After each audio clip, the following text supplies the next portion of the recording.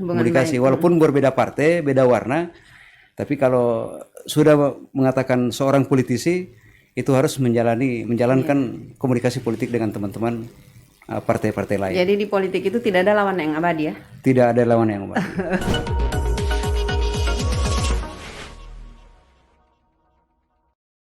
Assalamualaikum warahmatullahi wabarakatuh. Alhamdulillah malam ini kita ditemani oleh Bapak Herman Walangadi. Ya, selamat datang di podcast saya ini, Pak. Ya. Ya, alhamdulillah Pak Herman ini kemarin sempat menjadi wakil bupati di Kabupaten Gorontalo dan juga sekaligus PLT ya, Pak? PLT ya, benar. Iya, ya. Itu Bapak dilantik tanggal 5 November ya? Ya, saya dilantik oleh Pak Gubernur Rusli Habibie pada tanggal 5 November 2020. Serah terimanya dengan Pak Mitran PJS tanggal 6 Jadi November, Bapak begitu setelah satu hari setelah dilantik sebagai wakil bupati langsung jadi PLT atau PJS? PLT. Saya PLT Bupati. Iya, jadi PLT Bupati. Ya. Itu sampai tanggal 6 Desember. 6 Desember ya, iya ya. Kan tanggal 9 Desember. Pencoblosan. Pencoblosan. Pilkada, ya. Berarti Bapak masih tanggal 9 itu? Pak Bupatinya itu dia cutinya habisnya tanggal 5 Desember. 5 Desember. Dia jadi masuk tanggal 6. Ya. Iya. Nah, selama rentang waktu itu kan Desember, Januari, Februari ya, sampai tanggal 17 Februari ya. 17 Februari ya. Ini dalam rentang waktu 3 bulan itu kira-kira apa? Pak Herman ngapain aja itu? Oh iya, baik Ibu Femi dan pemirsa yang khususnya Kabupaten Gorontalo. Ya. Waktu saya dilantik tanggal 5, 6 serah terima dengan Pak Mitran sebagai PJS, tanggal 9 saya efektif. Di pundak saya itu beban ada 3, Bu Femi. Ya.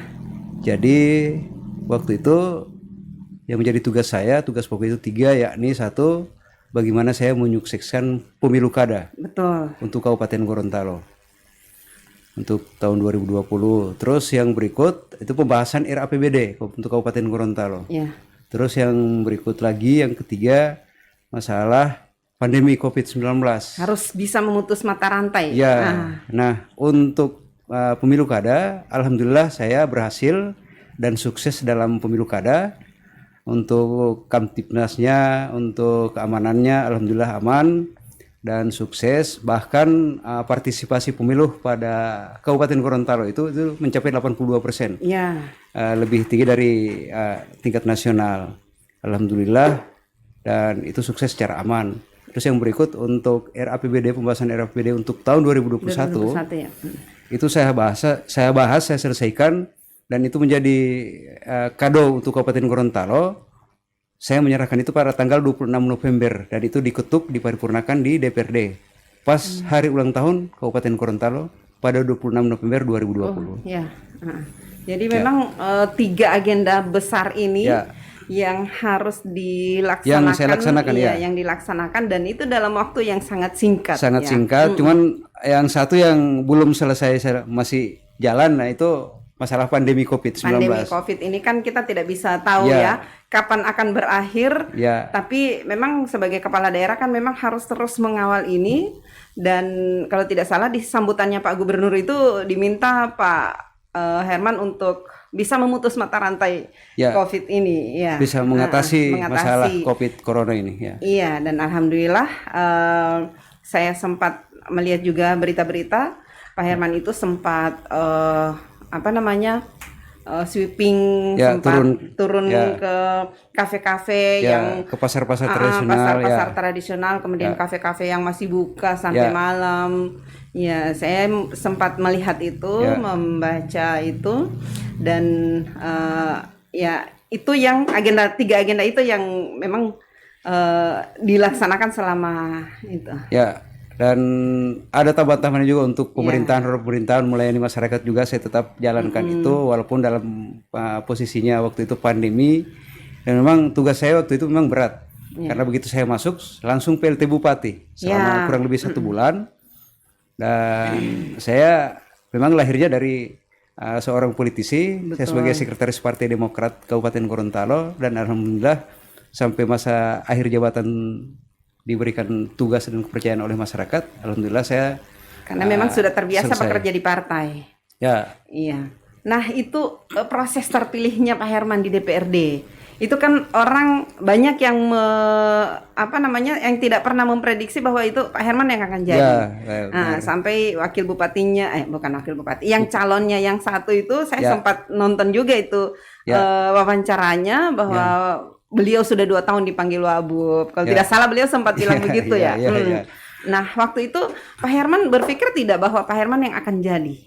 Saya di gambaran saya pada saat itu memang waktu lengsernya Pak Padli sebagai wakil bupati yang mendampingi Pak Nelson, memang pada awalnya itu Partai Demokrat itu adalah pengusung Nelson Pumalinga dengan Pak Padli pada saat itu. Ketika Pak Padli lengser, nah maka muncullah untuk pengisian PAW Wabub. Nah, saya tidak membayangkan kalau saya bisa mengisi itu karena dari kita sudah mengusulkan ada 3 nama termasuk ketua Hamdi itu yang paling kuat waktu saat itu, Pak Hamdi Mayang sebagai ketua DPC, saya sebagai sekretaris DPC, dan Ibu Nani Mokodongan istrinya Pak Gusnar. Nah, begitu kita serahkan, kita kirim surat pengusulan ke DPP melalui DPD Partai Demokrat Provinsi Gorontalo. Nah, turunlah balasannya itu yang direkomendasikan oleh Ketua Umum Pak SBY pada saat itu. Muncul 2 nama, termasuk nama saya yang pertama dan namanya Ibu Nani. Bahkan ketua itu tidak direkomendasikan oleh Pak SBY. Maka oleh sebab itu saya dengan lawan politik, bukan lawan juga, partai koalisi waktu itu partai koalisi waktu itu. Itu dari partai apa ya beliau? P3. Oh ya. Jadi dari P3 karena di aturan itu regulasinya itu mengatakan harus ada kesepakatan di 2 partai melalui bupati dan diteruskan ke DPRD. Maka itu kita jalin, kita komunikasikan dengan baik, dan alhamdulillah terjadi kesepakatan antara Demokrat dengan P3. Lahirlah jadi 2 nama yang tadinya turun 2 nama dari P3, 2 nama dari Demokrat, rekomendasi DPP. Akhirnya disimpulkan jadi 2 kesepakatan di daerah, dan itu domainnya kabupaten. Nah, pada saat itu yang muncul adalah nama saya sendiri, Herman Walangadi, Pak Ahmad Lihu dari P3. Prosesnya ada di DPR waktu itu. Nah, proses kan di DPR. Sementara di DPR itu kan P3 pemilik suara terbanyak ya. Kursi yang terbanyak itu. Nah, harusnya kan P3 pilih beliau. Tapi kenyataannya tidak seperti itu ya. Memang di DPRD Kabupaten Gorontalo itu ada 35 kursi anggota DPRD itu ada 35. P3 ada berapa? 7 ya? 7. Oh iya. Waktu itu mereka sudah menjalin koalisi dengan Golkar dalam pasangan yang untuk 2021. Nah, saya berpikir waktu itu Ibu Femi, saya masih berpikir P3 7 kursi, Golkar 6 kursi. Jadi mereka itu sudah punya jatah 13. Kan masih ada 22. Ya, 22. Nah, di 13 itu kalau mencapai quorumnya itu atau dia bisa memenangkan saya itu, dia tinggal mengambil 5 orang saja. 5 kursi saja dia sudah mencapai 18. 18 itu sudah posisi menang. Karena anggota DPRD cuma 35 plus 1 saya sudah habis. Bahkan untuk Demokrat sendiri 4 kursi. Nah, bayangkan Ibu bisa bayangkan 4 kursi saya harus menggait sampai 18 orang itu, saya harus mencari 14 orang lagi. Berarti Bapak kerja keras itu ya? Ya, alhamdulillah komunikasi politik saya dengan teman-teman di partai, di DPRD. Nah, itulah sebagai politisi kita hubungan komunikasinya itu yang harus kita lakukan. Komunikasi politiknya bagus. Nah, alhamdulillah teman-teman di DPRD bisa memahami itu semua. Dan saya tidak membayangkan saya bisa meraup suara 22 orang. Ya, itu kan berarti memang Golkar dengan P3 memang tetap solid. Mereka tetap solid di 13 kursi. Yang 22 ini solid 22, ke Bapak. Ya, solidnya ke saya semua. Ya, luar biasa. Ini kan komunikasi. Artinya begini, walaupun Pak Herman ini sudah pengurus partai, itu sudah berapa lama pengurus partai? Saya pengurus partai itu, saya memang tadinya saya orang Golkar. Cuman di masa Demokratnya muncul di Provinsi Gorontalo, itu saya langsung masuk ke Demokrat. Nah, di Demokrat sejak tahun berapa itu Bapak bergabung di partai? Saya kalau tidak salah dari 2004 Partai Demokrat masuk ke Gorontalo. Saya langsung masuk di Dewan Pimpinan Anak Cabang. Saya pimpinan kecamatan di Kecamatan Tibawa. Jadi 15 tahun saya, 3 periode itu 55 tahun saya sebagai PAC. Nah, ketika waktu Pak Hamdi terpilih sebagai ketua DPC, itu saya diminta oleh Pak Hamdi untuk mendampingi dia sebagai sekretaris partai. Jadi dari 2000 ke 2022 2017 pemilihan ketua DPC Pak Hamdi yang menang, saya jadi sekretaris partai. Jadi sekretaris partai saya baru jalan 3 tahun. Karena di 2020 akan berakhir masa jabatan. Tidak pernah mencalonkan sebagai anggota DPRD. Saya sempat menyalonkan anggota DPRD. Tapi belum beruntung dan mungkin memang jalannya Bapak harus ke jadi wakil bupati. Ya, mungkin Bu Femi masih dirahasiakan oleh Tuhan, maka saya diberikan jatah untuk jadi itu. Untuk jadi wakil bupati. Nah, alhamdulillah saya sebagai sekretaris Partai Demokrat di Kabupaten Gorontalo tadinya hanya 3 kursi untuk Kabupaten Gorontalo. Setelah saya dengan Pak Hamdi, saya sekretaris di Demokrat Kabupaten Gorontalo jadi 4 kursi. Untuk artinya ada kerja-kerja nyata dari Bapak Pak Herman dengan Pak Hamdi ini sebagai jadi naik pimpinan partai dan bisa menambah kursi di kabupaten. Iya. Saya masih tertarik dengan lobby-lobby yang dilakukan tadi dengan teman-teman anggota DPRD itu sampai bisa mendapatkan 22 orang itu. Ya, jadi komunikasi politiknya sama teman-teman, apalagi dengan pimpinan-pimpinan DPR, pimpinan partai, kita memang menjalin hubungan yang baik sama mereka, karena mereka juga kalau kita tidak lakukan itu, maka mereka juga akan melihat kita dengan sebelah mata. Nah, justru itu di partai politik itu kita harus tetap melakukan hal-hal seperti itu, karena paling penting ada hubungan komunikasi, walaupun berbeda partai, beda warna, tapi kalau sudah mengatakan seorang politisi itu harus menjalankan komunikasi politik dengan teman-teman partai-partai lain. Jadi di politik itu tidak ada lawan yang abadi ya? Tidak ada lawan yang abadi. Jadi semuanya mereka juga saling, walaupun dalam anggaran dasar anggaran rumah tangga itu akan berbeda kita, tapi dalam kenyataannya mereka juga bisa memahami. Yang penting komunikasi politiknya bagus. Iya, mungkin mereka juga lihat kerja Bapak di partai seperti apa sehingga dipercaya. Kalau kayak Pak El Nino bilang ikut takdir Jo, dia bilang. Oh, ikut takdir. Jadi Bapak memang sudah ditakdirkan juga untuk jadi wakil bupati. Walaupun hanya 3 bulan ya. 3 bulan 10 hari saya. 3 bulan 10 hari. Tapi apa yang Bapak rasakan selama menjadi wakil bupati itu? Mungkin ada hal yang karena kan ini hanya dalam jangka 3 bulan. Tapi Bapak itu harus menuntaskan beberapa agenda dan tidak ada bupati. Jadi Bapak sekaligus jadi PLT bupati kan? Nah, ini yang harus Bapak harus menuntaskan beberapa agenda besar, kemudian sendiri karena tidak ada, kalau misalnya ada bupati kan ya masih boleh, mungkin masih ada koordinasi, tetapi ini tidak ada. Benar. Kurang lebih 1 bulan ya Bapak jadi PLT. Kurang lebih 1 bulan. Nah, untuk perjalanan saya sebagai PLT Bupati itu, tidak ada yang luar biasa di sana Bu Femi, karena pemerintahan itu semuanya itu sudah jalan. Kita tinggal bagaimana kita untuk bisa mengendalikan ini, karena tugas-tugasnya OPD asisten 1, 2, 3 itu sudah jelas. Sudah jalan. Jadi kita tinggal bagaimana untuk melayani masyarakat, itu yang selalu sering-sering saya sampaikan pada saat itu.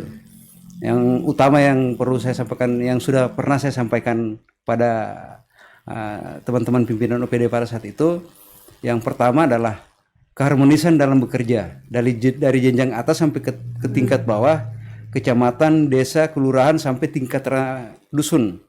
Itu harus harmonis. Kalau kita tidak harmonis dalam bekerja, contohnya saya kalau di rumah tangga, kalau tidak ada keharmonisan dalam rumah tangga, maka rumah tangga itu akan berantakan. Begitu juga dalam pemerintahan. Jadi dalam pemerintahan itu butuh harmonisasi juga. Harus butuh harmonis. Terus yang berikut, yang kedua, jangan ada miskomunikasi.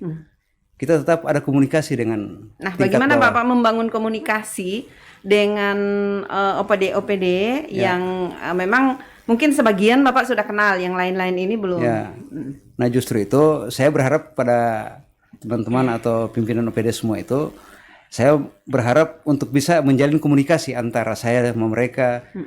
Kadang-kadang Bu Femi saya yang turun langsung ke kantornya mereka atau ke ruangannya mereka. Mereka sampai kaget, Pak Herman, telepon saja biar nanti saya yang ke ruangan. Enggak, saya pingin, apalagi masa pandemi, saya mau lihat stafnya Bapak kerjanya bagaimana. Apa mau pakai masker semua, jalan dalam melayani masyarakat. Betul. Nah, alhamdulillah mereka senang didatangi. Dan kadang-kadang mereka mengatakan, wah ini baru PLT Bupati dan Wakil Bupati yang baru kali ini yang didatangi saya, Wakil Bupati datang dulu di ruangan saya. Apalagi kepala-kepala seksi saya datangi. Jadi mungkin ada apa namanya, ada kerinduan terhadap pemimpin. Ya, memang itu yang mereka dampakkan selama ini ya, seorang pemimpin itu harus mendatangi walaupun dia staf paling bawah, kalau kita datangi pasti ada rasa keceriaannya bangga mereka begitu. itu ya, suatu euforia buat mereka, punya suatu keceriaan, mereka bangga kalau datangi begitu Bu Femi. Terus yang ketiga yang saya sempat sampaikan kepada semua pimpinan OPD waktu rapat terakhir itu, yang paling penting saya sampaikan, ketika apapun itu berbentuk surat ataupun ketika ada dampak atau ada implikasi hukum, jangan dibebankan kepada pimpinan-pimpinan yang satu tingkat di atasnya Bapak-bapak. Ya. Karena tidak mungkin Bupati, Wakil Bupati, Sekda, Asisten 1, 2, 3 masih mengkaji, membaca lagi. Apalagi kesibukannya Pak Bupati ya. Justru itu saya berharap pada mereka, tolong diprotek di bawah, jangan dibebankan satu tingkat di atasnya Bapak-bapak, kepimpinan di atas. Kasihan juga Pak Bupati atau Wakil Bupati itu kerjaannya itu memang banyak yang ditandatangani, menghadiri acara sana, acara sini, apalagi dokumen-dokumen diserahkan begitu dalam waktu posisi yang kesibukan itu, mereka tidak membaca lagi itu. Nah justru itu saya sampaikan, untuk menghindari hal-hal yang kita tidak inginkan, tolong diprotek dari bawah. Betul. Supaya biar semua pekerjaan kita itu aman dan amanah. Iya, kan harus ada paraf dulu dari bawah. Ya, ada paraf koordinasi sebelum ditandatangani. Ya. Jadi tapi tidak ada kesulitan dalam misalnya mendisposisi dan sebagainya. Tidak ada. Karena di partai kan sudah biasa juga. Ya. Itu di partai sama di pemerintahan ya beda-beda tipis lah. Iya. Untuk kerjaannya, malah di pemerintahan itu sudah jalan. Kita tinggal mengawasi. Iya. Justru itu saya selalu menghimbau kepada rekan-rekan di OPD, marilah kita kerjasama yang baik, komunikasikan dengan bagus. Ada masalah, ada persoalan, dibuka, pasti ada solusinya. Jangan kita tidak mempercayai satu sama yang lain. Wah, luar biasa. Apalagi semua baku-baku fitnah ini Bu Femi, curiga mencurigai. Nah ini yang saya tidak mau melakukan hal-hal yang seperti itu. Karena curiga mencurigai itu akan timbullah fitnah. Fitnah itu, maka seseorang itu akan mendongkol sendiri dia Bu. Nah itu persoalannya. Selama 3 bulan ya, selama 3 bulan itu, kurang lebih 3 bulan, ada berapa kali Bapak rapat dengan OPD? Rapat dengan OPD untuk pembahasan TAPD itu hampir tiap minggu Bu. Hampir tiap minggu ya. Berarti memang padat betul agendanya. Ya, karena waktu itu di Genjot itu kan saya masuknya bulan November. November itu hari ulang tahun tanggal 9 juga Ibu Pewi bayangkan. Bagaimana saya membahas RAPBD itu untuk 2021, saya bisa serahkan pada tanggal 26 November hari ulang tahunnya. Tanggal 9 saya efektif. 26 ya. Berarti memang dipacu hampir betul tiap hari, itu. Ya. Hampir tiap hari. Belum lagi persiapan pilkada yang tanggal 9 Desember itu. Ini kan butuh juga Bapak harus turun, kemudian harus memastikan semua aman. Itu. Jadi dengan Forkopimda juga begitu. Hampir tiap minggu saya rapat dengan Forkopimda, unsur Forkopimda, dan memastikan semua alat peraga kampanye, masalah surat suaranya yang ada di KPU. Saya ngecek semua sampai 1 hari sebelum hari H saya turun melihat semua tempat-tempat TPS. Iya, berarti ada perubahan pola, kayak pola tidur misalnya, ketika jadi PLT Bupati itu pasti Bapak jadi kurang istirahat. Memang sudah jadi bebannya seorang pemimpin. Sebelum tuntas, kalau saya waktu bekerja selama 3 bulan lebih itu, semuanya kalau bisa saya tuntaskan untuk hari ini, saya tuntaskan hari ini. Rata-rata pulang ke rumah itu jam berapa? Rata-rata pulang ke rumah saya jam 9, setengah 10, itu paling cepat. Karena begitu saya turun ke lapangan masih ada yang saya harus tanda tangani, saya harus paraf, banyak surat yang masuk. Saya berusaha pada malam itu juga selesai, karena kalau saya tumpuk besok lagi, sementara ini sudah mau diperlukan untuk besoknya lagi. Tumpuk-tumpuk lagi, saya menjaga jangan sampai besok pagi lagi agenda saya diberikan sama protokol, Pak menghadiri acara ini jam 8 atau jam 9, tiba-tiba yang di ruangan saya itu masih ada yang menumpuk. Ya, jadi surat-surat itu tidak mau menumpuk pekerjaan ya. Ya, saya berusaha malam itu juga selesai.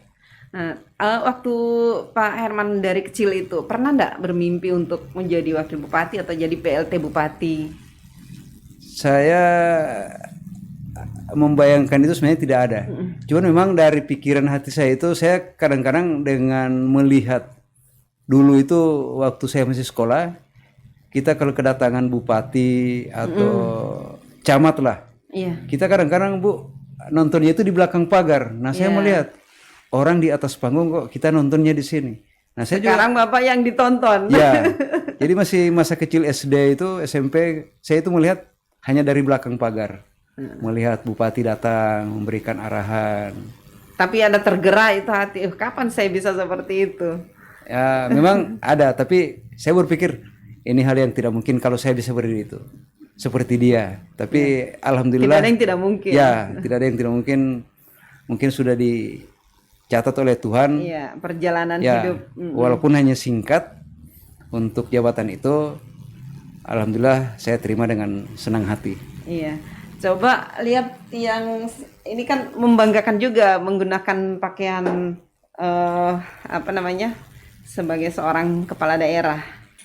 Nah, ini kan Ya, sebenarnya auranya Bapak ini apa namanya? Sama dengan Pak Bupati yang sekarang ya. iya, iya, iya, iya, iya, iya. Jadi ini kan ya siapa yang tidak bangga menggunakan pakaian seperti ini. Ya. Waktu Bapak dilantik itu apa yang terpikir? Ada yang di benak Bapak itu? Di benak saya itu tidak ada sesuatu yang luar biasa buat saya, karena mungkin ini sudah ditakdirkan seperti Ibu Feby katakan tadi, sudah ditakdirkan oleh Tuhan saya menjadi PLT Bupati dan Wakil Bupati nanti untuk masa jabatan pengisian itu. Dalam benak saya itu memang ada sih untuk kegembiraan, euforia itu. Tapi di balik sana saya tetap memikirkan bagaimana saya bisa melayani masyarakat. Itu yang jadi tumpuan pikiran saya pada saat itu. Ya, cuma sayangnya cuma 3 bulan ya. Ya. Ini sangat singkat. Ini apa namanya jabatan Wabub tersingkat ini. Ya, itu yang Seandainya masih berapa bulan atau 1 tahun 2 tahun itu kan bisa dirasakan lah apa namanya kinerja Bapak. Apalagi tadi Bapak bilang harus ada harmonisasi sesama OPD, kemudian dengan pimpinan, kemudian Bapak tadi bilang bahwa harus teliti dan tidak boleh, jangan mencelakakan orang atau jangan menimpahkan beban itu kepada pimpinan satu tingkat di atas. Ya, ini kan sebenarnya memang kalau dilihat hal sepele, tapi ini yang memagari seorang pemimpin sebenarnya. Ya. Dan Bapak sudah mempraktekkan itu, sayangnya hanya 3 bulan. Ya. Dan mereka OPD-OPD itu waktu tanggal, kalau saya tidak salah, tanggal 15 Februari, 2 hari lagi saya akan menyelesaikan tugas pada tanggal 17. Kita sempat rapat di ruang Madani, dan itu sempat saya sampaikan juga. Bahkan ada beberapa OPD juga mengatakan mereka sangat bangga saya sudah mengingatkan hal-hal seperti itu. Karena itu merupakan suatu cambuk buat mereka katanya. Iya. Sebenarnya terserah bapak-bapak, saya hanya menyarankan, saya menyampaikan, saya tidak mau menggurui bapak-bapak. Karena saya sudah menjadi satu keluarga besar kita di sini, jadi saya menyampaikan itu. Karena hal-hal seperti ini kadang-kadang terlupakan, tapi waktu masa lalu tetap masih, sejarah itu masih ada. Karena teringat saya juga ada beberapa hal yang tidak dikaji atau langsung diserahkan, tiba-tiba muncul implikasi hukumnya itu berat. Iya. Dan itu yang harus memang diperhatikan oleh orang-orang di bawah sebelum disodorkan ke pimpinan, itu harus diperhatikan betul. Iya, karena ujung-ujungnya yang akan bertanggung jawab ini pimpinan. Iya, dan Bapak sudah memproteksi itu dari awal. Ya, saya sudah menyampaikan itu. 3 poin itu yang saya minta kepada mereka. Waktu saya hanya singkat, saya datang di sini bekerja. Iya. Tapi menularkan energi positif untuk OPD-OPD. Ya, saya juga berusaha untuk selesai juga dengan baik-baik. Nah, justru itu Pak Bupati juga, Pak Nelson, sebelum dia dilantik itu ketemu saya. Dia memberikan suatu apresiasi buat saya, katanya saya selesai dengan husnul khotimah. Iya. Dan kita juga Ibu Femi di masa koalisi atau sebagai partai pengusung dengan Pak Nelson Pomalingo, kita mengantarkan beliau itu dengan baik-baik. pada tanggal 17 Februari karena itu masih merupakan suatu keterikatan koalisi atau partai pengusung dengan Demokrat. Iya. Nah, kita mengantarkan beliau itu dengan husnul khotimah juga, Partai Demokrat.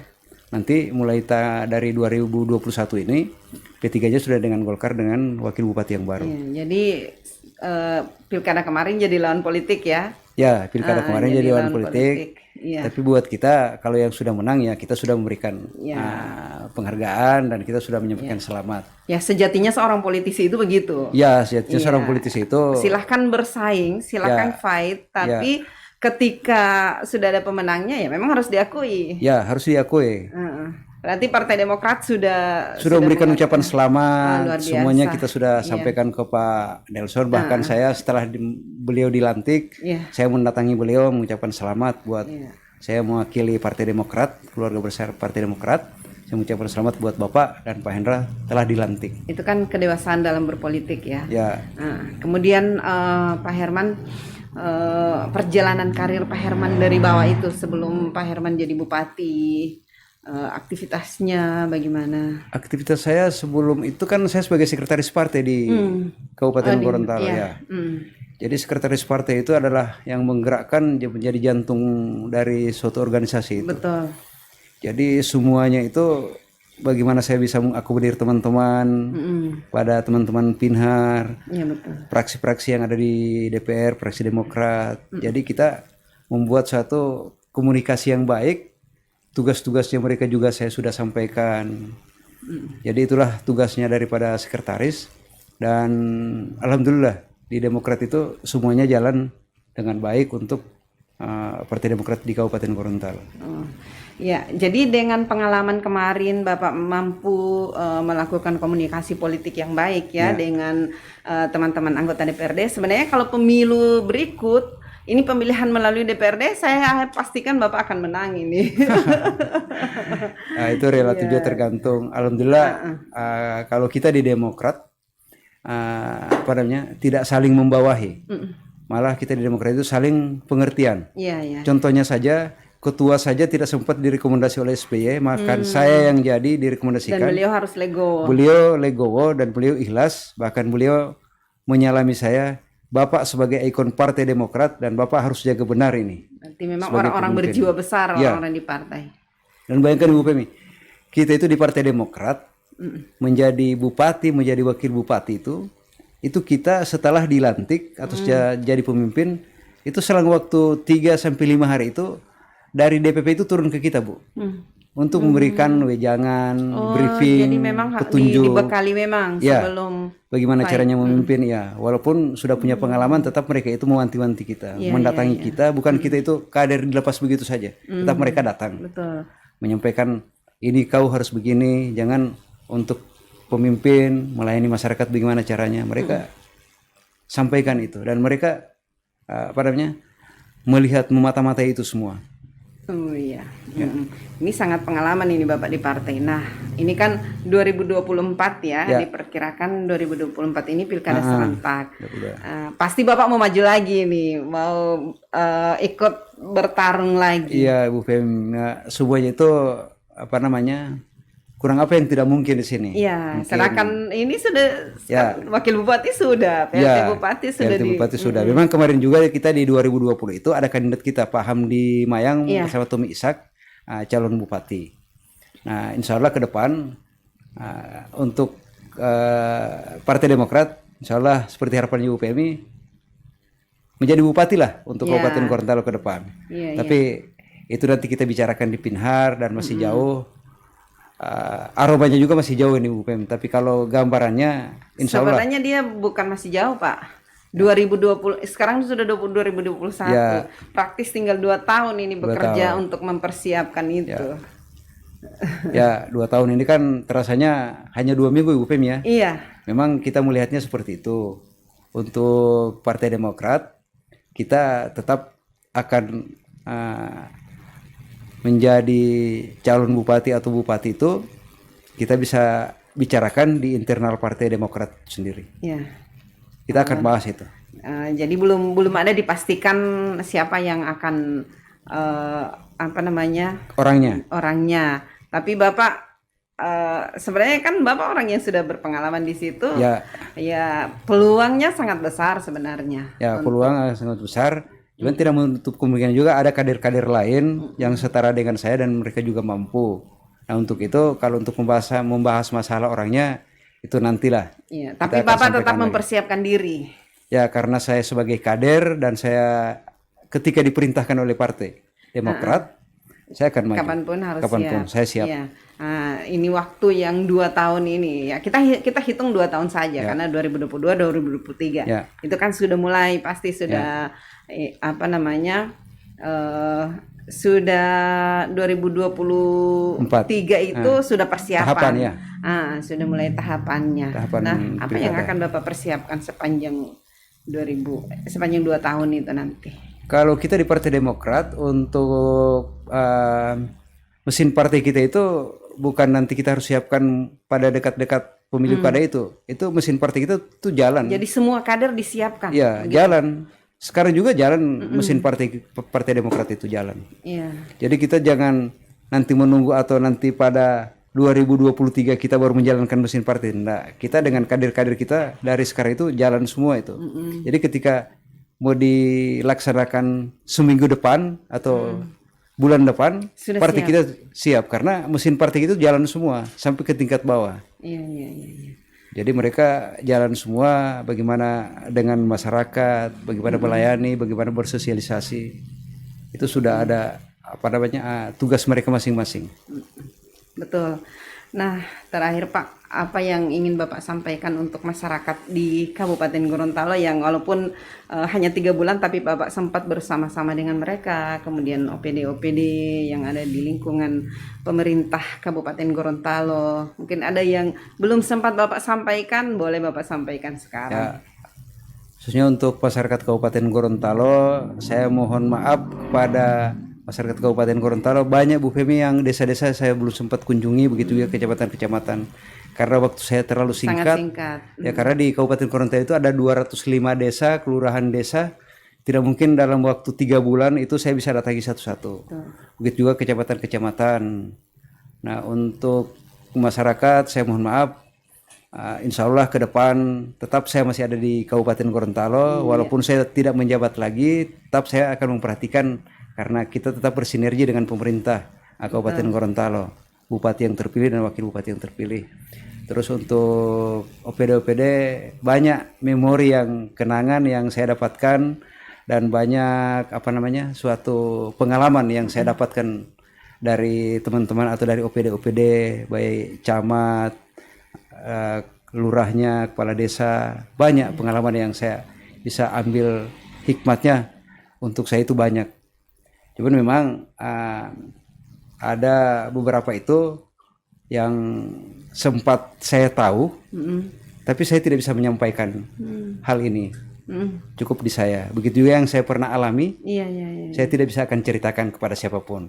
Itu menjadi memori saya, Ibu Femi. Hal yang baik atau yang mungkin kurang mengenakan atau apa? Ya, itulah yang saya tidak perlu saya sampaikan di sini. Jadi apa yang saya sempat tahu, ya bukan tertekan. Apa yang sempat pernah rasakan? Ya, apa yang pernah saya rasakan, mungkin di acaranya Ibu Femi saya tidak bisa sampaikan di sini. Begitu juga yang pernah alami, saya tidak bisa akan ceritakan di sini. Cukup menjadi memori saya. Tapi semuanya ini pengalaman yang luar biasa. Luar biasa yang menjadi memori saya, dan tentunya harapan ini baik semua. Dan saya berharap kepada bupati dan wakil bupati yang terpilih, insya Allah ke depan tetap membangun daerah Kabupaten Gorontalo yang lebih maju dan lebih kuat. Itu karena masih banyak harapan-harapan masyarakat itu harapannya itu menggantungkan dirinya pada pemerintah daerah. Iya. Jadi walaupun Partai Demokrat ini bukan sebagai partai pengusung atau lawan politik kemarin, tetapi saat ini Partai Demokrat akan bersinergi dengan pemerintah.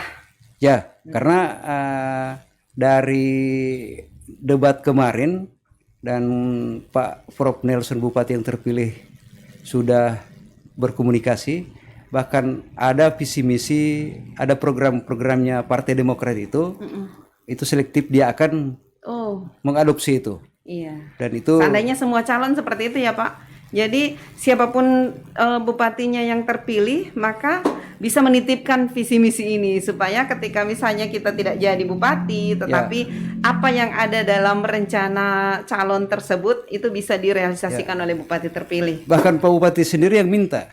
Nanti visi-visinya Pak Hamdi, programnya Pak Hamdi yang ini itu bagus buat saya, dia minta.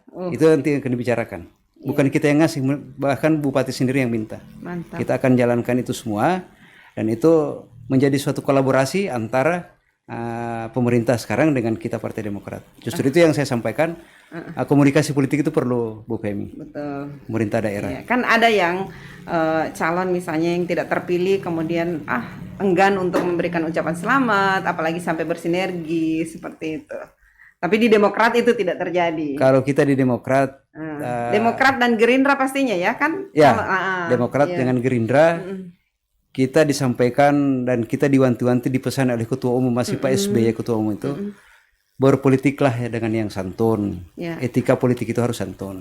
Jadi apapun itu, karena perhelatan sudah selesai, siapapun pemenangnya kita harus akui. Dan itu sudah ditakdirkan bahwa yang pemenangnya ini. Ini luar biasa kalau semua politisi seperti ini saya acungkan jempol Pak. Ya insya Allah Pak Herman ini karir di politiknya akan berjalan mulus dan semoga ke depan ada banyak 2024 itu kan ada pemilihan DPRD kemudian ada pilkada. Jadi tinggal sebagai pimpinan partai sekretaris Bapak pasti bisa merencanakan yang terbaik untuk Bapak dan untuk partai juga. Saya itu terkesan selalu ketemu dengan OPD, camat, kepala kelurahan, desa, bahkan dengan masyarakat itu pun. Paling bawah mereka itu menyampaikan ke saya apakah memang ketulusan mereka. Kenapa Pak Herman ini secepat ini? Mereka itu mengatakan bahasa Manadonya, cuma tak gantung orang ini dengan Pak Herman. Tak gantung tak gantung. Saya bilang itulah dinamika dalam berpolitik. Kita orang tidak tahu. Itulah yang menjadi catatan buat saya dan itulah yang sudah ditakdirkan oleh Tuhan. Catatannya cuma sampai di situ dan bukan saya yang menggantungkan itu semua.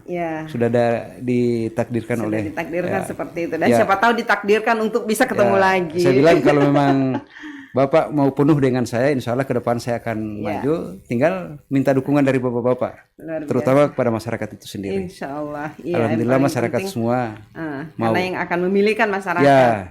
Ketika mereka melihat kinerja Bapak juga bagus, ya kenapa tidak ya? Oke. Ya Pak. Terima kasih banyak Pak sudah menyempatkan diri berkunjung ke sini. Makasih banyak Bu Femi. Terima kasih. Insya Allah Bapak selalu sukses untuk di karir politiknya, kemudian membangun partai, membangun Kabupaten Gorontalo, insya Allah. Jadi terima kasih sekali lagi. Assalamualaikum warahmatullahi wabarakatuh. Waalaikumsalam warahmatullahi wabarakatuh.